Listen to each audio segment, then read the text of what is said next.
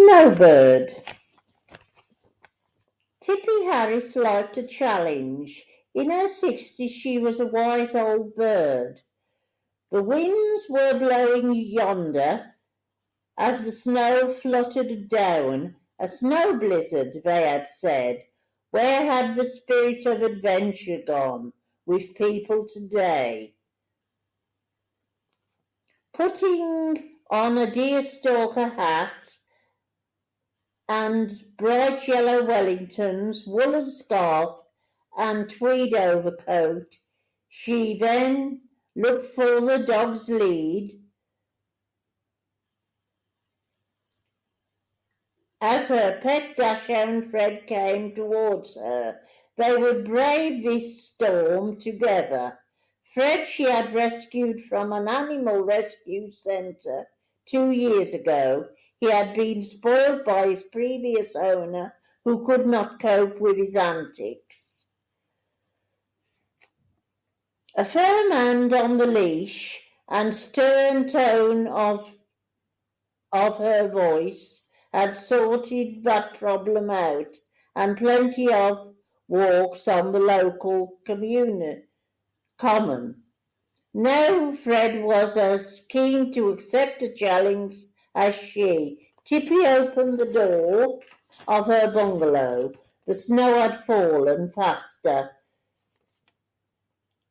covering everything in white. How lovely, said Tippy, as Fred looked up at her with appealing brown eyes. As they walked down the lane, she thought how fresh her skin would become. Why, this was more invigorating than any expensive moisturizer bought over counter at some expensive store. Everything looked so lovely as the traffic slowed down along the road as they approached the high road. Noticing Madge Hindle with Ted, her partner, stuck in traffic, no doubt they would have something to say to her daughter Bree. We saw your mother out in the blizzard with her dog.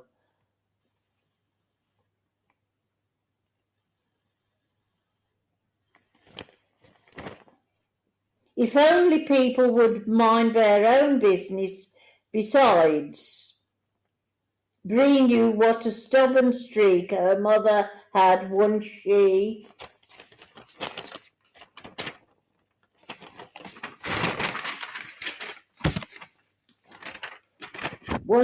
decided to do something.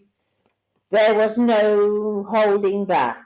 The wind and snow felt cool but fresh upon her face. Tippy smiled down at Fred. He only had little legs, bless him. He was trying so hard to keep up. The snow was coming down faster. The lampposts and trees were now covered in white. Time to turn around and head back home for a welcome coffee and a biscuit for Fred.